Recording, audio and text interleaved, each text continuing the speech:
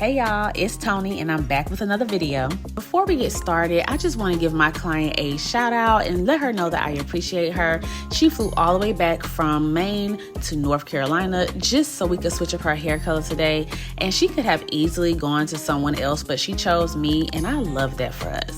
First things first, we have to get this ponytail holder off. And at this point, I'm convinced that she has slicked back all of her thoughts into this ponytail.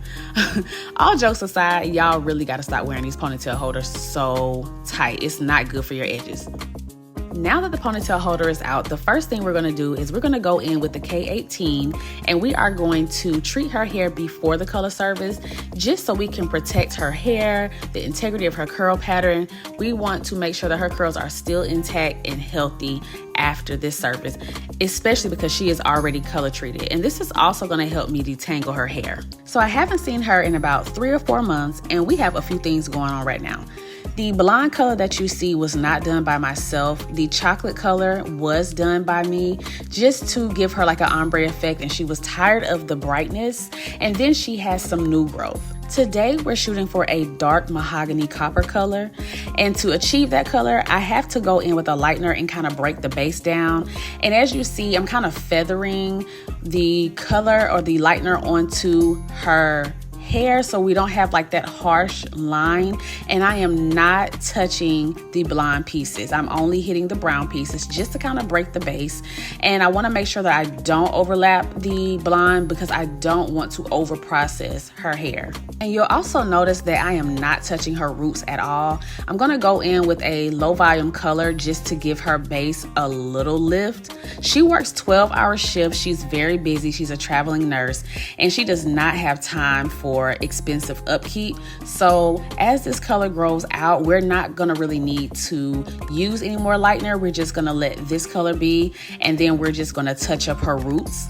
So this is gonna save her a lot of time and ultimately a lot of money. So I'm going to continue foiling until I get to the top of her head. And I'm going to go ahead and pre-warn you that I did skip over a few steps. I didn't get a chance to record it. Again, she works 12-hour shifts. At this point, she had not been to sleep at all in 24 hours. So my main focus was getting her in and out. And I also had another client that I worked in between her while her color was processing. So we're going to fast forward to the actual color. As you can see, we have this beautiful like mahogany copper color. It's perfect for her hair, it's perfect for her skin tone, and she still has a head full of curls. Okay. So now I'm going to go in, I am going to blow dry her hair. As you see, I have sectioned off her hair into 4 sections. Sectioning is so very important, and it is one of the things that I go over repeatedly in my Silk Press Pro training class. You have to have control. Like the blow dry is the most important part to a silk press. Once you master that, everything else should be a breeze.